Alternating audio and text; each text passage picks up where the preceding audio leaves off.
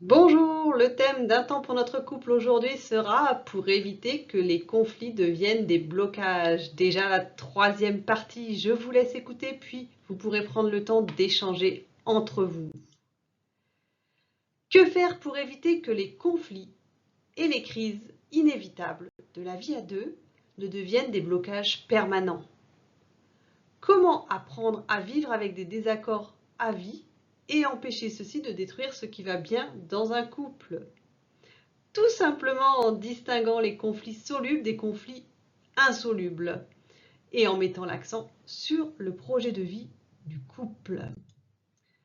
Les 6 thèmes de conflit, nous en avions déjà vu 4, les finances, l'éducation des enfants, les relations avec la belle famille, faire du territoire commun un havre de paix. Aujourd'hui, nous allons voir le sexe et les partages des tâches ménagères. C'est parti!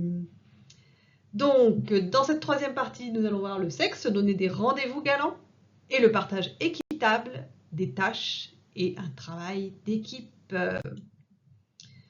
Cinquième thématique donc de conflit, la sexualité qui constitue à mon avis un baromètre conjugal.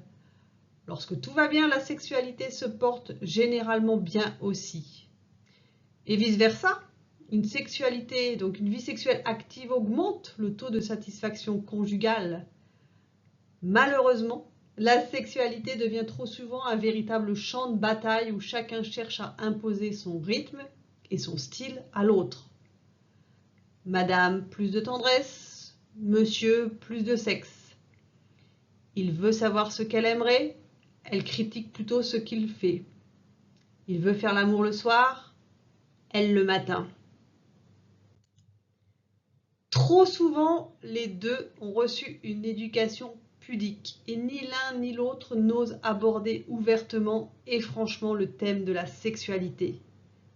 Il est parfois dramatique d'entendre, même en sexothérapie, les détours faits pour parler de sexualité. Hommes et femmes ont souvent peine à dire directement ce qu'ils veulent, comme si les mots pouvaient faire mal, ou utilisent alors des expressions vulgaires, ne donnant pas le goût de satisfaire la demande. La sexualité est pourtant un domaine où devrait justement se vivre une profonde intimité. Mais c'est aussi un domaine très chargé affectivement et plutôt difficile à aborder ouvertement.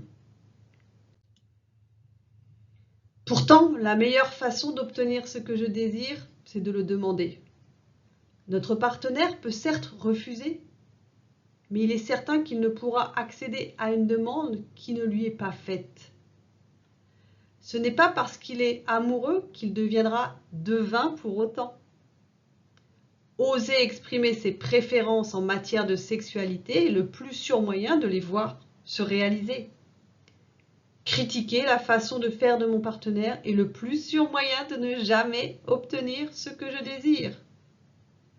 Dire « tu ne me caresses pas », tu ne me caresses jamais ne donnera pas le même résultat que dire « j'aime tant lorsque tu me caresses les seins de cette façon et longuement ». Une vie sexuelle épanouie, comme beaucoup d'autres choses, se construit plus rapidement lorsque l'on met l'accent sur ce qui va bien et lorsque l'on valorise ce que l'on aime chez l'autre. J'adore quand tu me caresses le pénis juste avec le bout de tes ongles.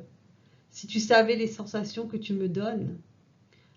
L'homme qui se plaint de la faible fréquence de ses rapports sexuels augmente la probabilité que la fréquence diminue. Mais observer ce qui excite sa partenaire, entendre ses demandes et en tenir compte aura l'effet inverse. Les couples heureux et confiants l'un dans l'autre ont généralement une vie sexuelle épanouie et positive. Le conseil suggéré aux couples qui consultent pour mésentente ou difficultés sexuelles est de se donner des rendez-vous galants, à la fois pour se retrouver en tant qu'amoureux et amants, et pour prendre le temps de se relaxer et de s'aimer. C'est fou ce qu'un week-end dans une auberge peut faire pour l'harmonie et le bonheur d'un couple. À mettre en pratique aussi souvent que le budget le permet. Ces week-ends en amoureux coûtent finalement moins cher que les frais d'un thérapeute ou d'un avocat. Vous pouvez déjà prendre le temps de faire une première pause dans cette vidéo et de vous poser les questions suivantes. Comment c'est chez nous? Comment gérons-nous notre sexualité? Est-ce que nous nous donnons des rendez-vous galants? Et est-ce possible d'améliorer la situation? Et nous passerons. Et voici le 6e thème des conflits, les tâches ménagères. On va plutôt voir comment créer un sentiment de partage équitable de ces tâches. Former un couple, c'est comme fonder une entreprise entre deux associés possédant le même nombre d'actions. Et comme dans toute entreprise à deux cerveaux, il doit y avoir un partage équitable des profits et des avantages, mais aussi des pertes et des responsabilités. L'investissement et le partage des tâches doivent être équitables. Ainsi en va-t-il des tâches dites ménagères. Le conflit classique à ce sujet est que la femme sous-estime ce que l'homme investit en temps et en énergie, alors que l'homme surestime ce que lui investit. Et quand l'homme prend l'initiative de certains travaux ménagers, ils ne sont généralement pas faits à la satisfaction de sa partenaire qui critiquera sa manière de faire, ce qui le découragera d'en prendre d'autres. À quelques exceptions près, la majorité des reines du foyer tiennent à avoir un royaume bien entretenu, alors que les hommes en général, mais il y a là aussi des exceptions, tolèrent plus facilement un certain désordre, surtout ceux dont la maman faisait tout sans que le papa lève le petit doigt sous prétexte que ce sont là des jobs de femmes. Or, aucune tâche ménagère n'est sexuée, comme le découvre l'homme divorcé qui doit tout faire, alors qu'avant son divorce, il avait une coéquipière qui en faisait la moitié et un peu plus. Avoir partagé ces tâches lui aurait peut-être épargné un divorce. Pour surmonter cette situation souvent insoluble, 3 stratégies. Tout d'abord, éviter de calculer ce que l'un fait et l'autre ne fait pas. La formule donnant-donnant, nous le savons, ne fonctionne pas et est plutôt une caractéristique des couples malheureux.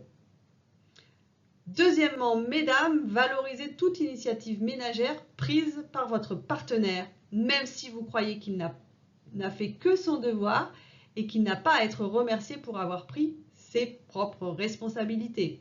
C'est la meilleure garantie que vous ayez qu'il prenne de plus en plus d'initiatives et qu'il remplisse les tâches de mieux en mieux, surtout si vous lui laissez la possibilité de le faire quand il le veut et de la façon qu'il veut. L'homme est un être humain qui a besoin plus que vous d'être valorisé pour ce qu'il fait. Troisièmement, messieurs, si vous saviez la valeur érotique que vous obtenez lorsque vous accomplissez des travaux ménagers, c'est vous qui en feriez 1 heure de plus par jour. Il est surprenant de constater à quel point la libido féminine s'accroît lorsque dans un couple existe un réel partage équitable des tâches à accomplir. Votre partenaire a alors l'impression que vous faites attention à elle, et de l'attention et de la dévotion, elle en a plus besoin que vous. En fait, son besoin d'attention correspond à votre besoin de valorisation. Lui donner ce qu'elle veut augmentera vos probabilités d'obtenir ce que vous voulez. Il existe une différence fondamentale entre les sexualités féminines et masculines. Les hommes utilisent souvent la sexualité non seulement pour démontrer leur désir et leur amour, mais aussi comme technique de détente et même comme somnifère. Faire l'amour leur permet de faire le vide mental et de se décharger de leur stress professionnel. Par contre, pour être réceptifs sexuellement, les femmes ont en général besoin d'être détendues et vides de toute récrimination ou préoccupation mentale. Arriver plus tôt à la maison, messieurs, pour faire le ménage, préparer le repas et vous occuper des enfants est une excellente stratégie pour accumuler des points érotiques. On peut utiliser la même stratégie pour les partages des tâches ménagères quotidiennes. Chacun prend sur lui la responsabilité des tâches ménagères intérieures ou extérieures qui lui plaisent, ou du moins qui lui déplaisent moins qu'à son partenaire. Les réparations automobiles ou l'entretien du jardin, par exemple. Autre exemple, ma partenaire fait la lessive et je m'occupe du repassage. que je fais tout en écoutant la télévision ou des podcasts ou des audios ou des vidéos. Les tâches peuvent aussi être partagées selon la force musculaire, déplacer les meubles ou les compétences personnelles, la comptabilité. 2. Quant aux tâches communes, 2 possibilités. Les faire ensemble, tout en dialoguant, préparer les repas par exemple, ou les faire à tour de rôle. L'homme en prenant la responsabilité les jours pairs et la femme les jours impairs, conduire les enfants à l'école aussi également, ça peut être fait les jours pairs, les jours impairs. Chose certaine, les couples heureux ont renoncé à ce que le partage des tâches soit équitable. Ils font ce qu'il y a à faire sans calculer. Ils confient aussi certaines tâches à leurs enfants dès qu'ils sont en âge de prendre des responsabilités, les préparant ainsi à assumer leur part quand ils seront en couple. Voilà, vous pouvez faire une deuxième pause dans cette vidéo et vous demander à nouveau comment c'est chez nous, comment gérons-nous la répartition des tâches ménagères, est-ce possible d'améliorer la situation? Je me suis inspirée pour cette vidéo du livre d'Yvon Dallaire, Qui sont ces couples heureux, surmonter les crises et les conflits du couple. Pour ma partie, c'est fini. À vous maintenant d'échanger, de prendre le temps de commenter ce que vous avez entendu en donnant à tour de rôle votre point de vue et en écoutant celui de l'autre. Si vous avez des questions, n'hésitez pas à les poser sous la vidéo. J'essaierai d'y répondre soit dans les commentaires, soit par une autre vidéo. C'était un temps pour notre couple avec Sophie Caldier, thérapeute de couple, psychologue clinicienne et sexothérapeute. Je vous souhaite une belle journée. À très bientôt pour de nouveaux sujets.